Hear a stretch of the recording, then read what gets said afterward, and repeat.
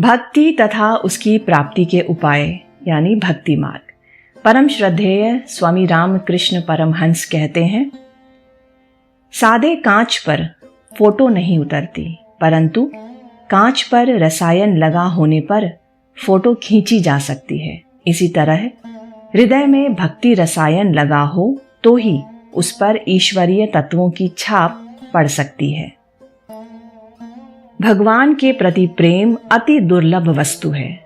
सती स्त्री की अपने पति में जिस प्रकार की निष्ठा होती है, उस प्रकार की निष्ठा यदि ईश्वर में हो तो ही भक्ति उदित हो सकती है। शुद्ध भक्ति प्राप्त होना बड़ा कठिन है। भक्ति में मन प्राण ईश्वर में विलीन हो जाते हैं। इसके बाद आता है भाव। भाव होने पर मनुष्य निर्वाक निस्तब्ध हो जाता है। वायु स्थिर होकर अपने आप कुंभक हो जाता है। जैसे बंदूक चलाते समय बंदूक चलाने वाला वाक शून्य हो जाता है और उसका श्वासोच्छ्वास स्थिर हो जाता है। विषयासक्ति जितनी कम होगी, ईश्वर के प्रति भक्ति उतनी ही बढ़ेगी। ये सब संसारी उड़द की दाल के ग्राहक हैं। शुद्ध आधार ना हो तो ईश्वर के प्रति शुद्ध भक्ति नहीं होती, एक लक्ष्य नहीं होता, मन नाना प्रकार की दिशाओं में भटकता है। घोड़े की आंखों में दोनों ओर से आड़ लगाए बिना घोड़ा क्या कभी आगे बढ़ पाता है? रिपुओं को वश में लाए बिना क्या कभी ईश्वर प्राप्त हो सकते हैं? इसे विचार मार्ग ज्ञान योग कहते हैं। इस रास्ते से भी ईश्वर प्राप्ति होती है। ज्ञान मार्गी कहते हैं, पहले चित्त शुद्ध होना चाहिए, पहले साधना चाहिए, तभी ज्ञान लाभ होता है। और एक मार्ग है भक्ति मार्ग। इस मार्ग से भी ईश्वर मिलते हैं। एक बार यदि ईश्वर के चरण कमलों में भक्ति हो जाए, उनका नाम लेने में आनंद आने लगे, तो फिर प्रयत्न पूर्वक इंद्रिय संयम रखने की आवश्यकता ही कहाँ रह जाती है। तब तो रिपु अपने आप वश में आ जाते हैं। अगर किसी को पुत्र शोक हुआ हो तो क्या वह उस दिन किसी से झगड़ सकता है भला? या निमंत्रण में भोजन करने जा सकता है भला? क्या उस दिन वो लोगों के सामने गर्व कर सकता है या इंद्रिय सुख भोग सकता है? जो व्यक्ति भगवत प्रेम में मग्न हो गया हो, वह विषय सुख का चिंतन नहीं कर सकता। श्री राधा जैसे जैसे श्री कृष्ण के निकट अग्रसर होती, वैसे वैसे उन्हें श्री कृष्ण की देह की सुगंध का अनुभव होता। साधक ईश्वर के जितने समीप जाता है, उसमें उतनी ही भाव भक्ति का उदय होता है। नदी सागर के जितने निकट जाती है, उसमें ज्वार भाटा उतना ही अधिक दिखाई देने लगता है। एक बार श्री रामकृष्ण देव ने उपासना के प्रसंग में केशव तथा अनेक ब्राह्म अनुयायियों से कहा था, तुम लोग ईश्वर के संबंध में इतना अधिक क्यों कहाँ रहते हो, क्या करते हो? क्या पुत्र अपने पिता के सम्मुख होकर बैठकर यही सोचा करते हैं कि मेरे बाबूजी के कितने मकान हैं, कितने घोड़े, कितनी गाड़ियां, कितनी गायें हैं, कितने बाग बगीचे हैं? या पिताजी उसके कितने अपने हैं, वे उसे कितना प्यार करते हैं, ये सोचकर मुग्ध होता है। बाप अपने बेटे को खाने पहनने को दे, सुख चैन में रखे, तो इसमें खास क्या है? हम लोग सभी उसकी संतान हैं, अतएव वे हमारे प्रति इस प्रकार का सदैव बर्ताव करेंगे ही, इसमें आश्चर्य क्या है? इसलिए जो यथार्थ भक्त होता है, वो इन सभी बातों को ना सोचकर उन्हें अपना मानकर उनसे हट करता है, मान करता है, जोर के साथ उनसे कहता है, तुम्हें मेरी प्रार्थना पूरी करनी ही पड़ेगी, मुझे दर्शन देने ही होंगे। उनके ऐश्वर्य का इतना विचार करने से उन्हें अपने निकट आत्मीय के रूप में नहीं सोचा जा सकता, उन पर जोर नहीं चलाया जा सकता है। तब वे कितने महान हैं, हमसे कितनी दूर हैं, इस तरह का भाव आ जाता है। उन्हें खूब अपना मानो, तभी तो उन्हें पा सकोगे। किसी एक भाव को पक्का पकड़कर उसके सहारे ईश्वर को अपना बना लेना होगा, तभी ना उनके ऊपर जोर चल सकेगा। देखो ना, पहले पहल जब नई पहचान होती है तब लोग आप कहा करते हैं, पर ज्यों ही पहचान बढ़ जाती है तुम आ जाता है और फिर आप मुंह से नहीं निकलता, और संबंध जब अधिक घनिष्ठतम हो जाए तो तुमसे भी काम नहीं चलता, तब तो तू आ जाता है। ईश्वर को अपने से भी अपना बना लेना होगा, तभी तो होगा। जिस प्रकार संसारियों के बीच सत्व, रज, तम ये 3 गुण पाए जाते हैं, उसी प्रकार भक्ति में भी सत्व, रज और तम तीनों ही गुण हैं।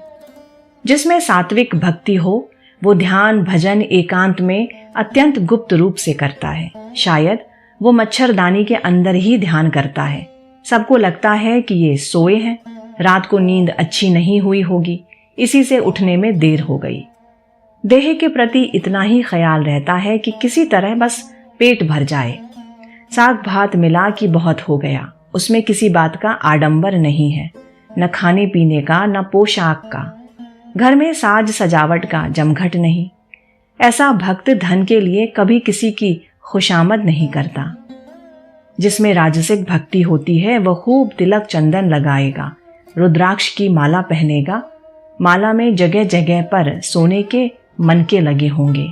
जब पूजा करेगा तो कोसे का वस्त्र पहनेगा, बड़े ठाठ से पूजा करेगा। जिसमें तामसिक भक्ति है उसका विश्वास ज्वलंत होता है। जिस प्रकार डकैत जबरदस्ती धन छीन लेता है, उसी प्रकार वह भी भगवान पर जोर जबरदस्ती करता है। कहता है, क्या मैंने भगवान का नाम लिया है फिर भी मुझ में पाप है? मैं उनकी संतान हूं, उनके ऐश्वर्य का अधिकारी हूं। उसमें ऐसा तेज होता है। प्रश्न, भक्ति का तामसिक रूप क्या है? ऊंचे स्वर से जय काली कहते हुए पागल हो जाना, या हरि बोल चिल्लाते हुए दोनों हाथ उठाकर पागलों की तरह नाचना, यह भक्ति का तम है। इस कलयुग में ऐसी उग्र तामसी भक्ति ही अधिक लाभदायक है। मंद मध्यम जप ध्यान की बजाय इस तरह की तीव्र भक्ति से अधिक शीघ्र फल मिलता है। भक्ति की आंधी से ईश्वर के दुर्ग का प्राचीर टूट फूट जाता है। चित्त शुद्धि के लिए साधना का क्रम इस प्रकार से है: साधु संग, ईश्वरीय विशदों में श्रद्धा, आदर्श के प्रति निष्ठा, ईश्वर पर भक्ति प्रेम, भाव या ईश्वर में तन्मयता, महाभाव। जब भाव परिपक्व हो जाता है तो महाभाव होता है। महाभाव में भक्त उन्मत्त की तरह कभी हंसता है तो कभी रोता है। वह देह बोध के पार चला जाता है, उसे शरीर की सुध ही नहीं रहती। यह अवस्था साधारण जीवों की नहीं होती, अवतार महापुरुषों को ही होती है। प्रेम, भगवत भक्ति की सर्वोच्च अवस्था, यह महाभाव के बाद ही आती है। इसके 2 लक्षण हैं। पहला, संसार का विस्मरण हो जाना, और दूसरा, स्वयं की देह का विस्मरण हो जाना। इस अवस्था में भक्त को भगवान के प्रत्यक्ष दर्शन होते हैं और इस प्रकार उसके जीवन का उद्देश्य सफल हो जाता है। शास्त्र में ये सब कर्म करने का आदेश है, इसीलिए मैं ये सब कर रहा हूं। इस प्रकार की भक्ति को वैधि भक्ति कहा जाता है। और एक किस्म की भक्ति है राग भक्ति। यह ईश्वर के प्रति अनुराग और प्रबल प्रेम से आती है, जैसे कि प्रहलाद की थी। वो भक्ति यदि आ जाए तो फिर वैदिक कर्मों की आवश्यकता ही नहीं रहती। एक किस्म की भक्ति है जिसका नाम है वैदिक भक्ति। इतना जप करना होगा, इतने उपवास करने होंगे, इतनी तीर्थ यात्रा करनी होगी, इतने उपचारों से पूजा करनी होगी, इतने बलिदान देने होंगे। यह सब वैदिक भक्ति है। यह सब करते करते धीरे धीरे रागा भक्ति आती है। जब तक यह रागा भक्ति नहीं आती तब तक ईश्वर लाभ नहीं होता। ईश्वर पर प्रेम होना चाहिए। जब संसार बुद्धि पूरी तरह निकल जाएगी, ईश्वर पर 16 आने मन आ जाएगा, तभी उनको पा सकोगे। भक्ति 2 प्रकार की है। पहली है वैदिक भक्ति। इतने उपचारों से पूजा करनी होगी, इतना जप करना होगा, पुरस्चरण करना होगा इत्यादि। यह सब वैधि भक्ति या शास्त्र विधानोक्त भक्ति है। इस वैधि भक्ति के परिपक्व होने पर शुद्ध भक्ति या ज्ञान का लाभ होकर समाधि होती है। समाधि में जीवात्मा का परमात्मा में लय हो जाता है। समाधि के बाद जीव वापस नहीं लौटता, पर यह बात जीव कोटि के संबंध में है। अवतार या ईश्वर कोटि की बात अलग है। उनकी भक्ति वैधि भक्ति नहीं, वह तो भीतर से स्रोत की तरह है। चैतन्य महाप्रभु की तरह अवतार तथा ईश्वर कोटि भक्तों में अनुलोम विलोम दोनों भाव पाए जाते हैं। वे समाधि में भी जा सकते हैं और फिर उतरकर ईश्वर के साथ दास्य, वात्सल्य या अन्य कोई भाव संबंध स्थापित कर भक्ति का आस्वादन भी कर सकते हैं। वे नेति करते हुए एक के बाद एक सीढ़ी को पार कर छत पर पहुंचते हैं। फिर वहां जाकर वे देखते हैं कि छत जिन ईंट, चूना, बालू आदि चीजों से बनी है, सीढ़ियां भी उन्हीं चीजों से बनी है। तब वे कभी छत पर रहते हैं तो कभी सीढ़ी से नीचे ऊपर आना जाना करते रहते हैं। समाधि में अहम या जगत का अत्यंत अभाव होने पर ब्रह्म दर्शन होता है। तब दिखाई देता है कि ब्रह्म ही जीव जगत का सब कुछ हुआ है। प्रेम अथवा पराभक्ति। ईश्वर दर्शन हुए बिना प्रेम या पराभक्ति नहीं होती।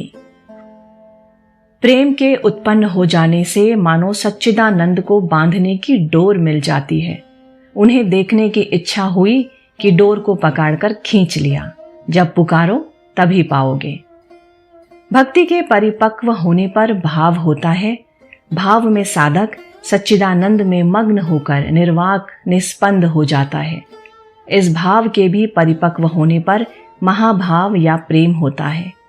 भाव मानो कच्चा आम है और प्रेम पका हुआ। नरक यातना के भय से भगवान की पूजा प्रार्थना करना ये पहल तो ठीक है, परंतु कोई पाप से बचने की भावना को ही धर्म जीवन का सब कुछ समझ बैठते हैं। वे भूल जाते हैं कि ये धर्म जीवन की प्रारंभिक अवस्था की निम्न स्तर की बात है। इससे ऊंचा आदर्श है ईश्वर को अपने माता पिता की तरह प्रेम करना। पराभक्ति क्या है? पराभक्ति में साधक ईश्वर को अपने परम आत्मीय की तरह देखता है।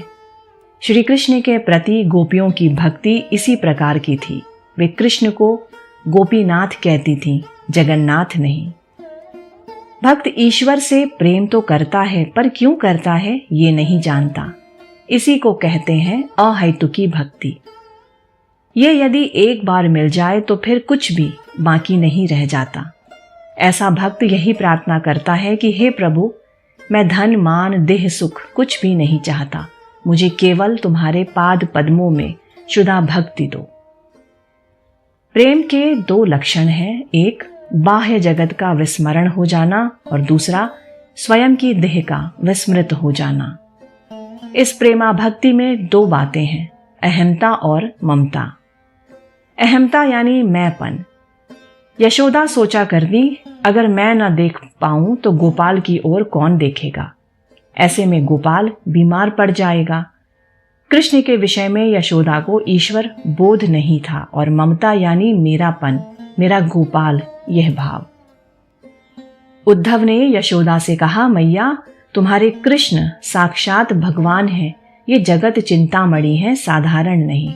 इस पर यशोदा बोली, अजी मैं तुम्हारे चिंतामणि की बात नहीं करती, मैं पूछ रही हूं कि मेरा गोपाल कैसा है।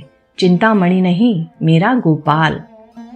प्रेमा भक्ति बहुत कम लोगों को होती है। चैतन्य देव की तरह अवतारी तथा उच्च अधिकार संपन्न ईश्वर कोटि के महापुरुषों के लिए ही यह संभव है। ऐसे अधिकारी बहुत ही कम होते हैं जिनमें बचपन से ही यह प्रेमा भक्ति दिखाई दे। वे प्रहलाद की तरह बचपन से ईश्वर के लिए व्याकुल होकर रोते हैं। वे नित्य सिद्ध होते हैं।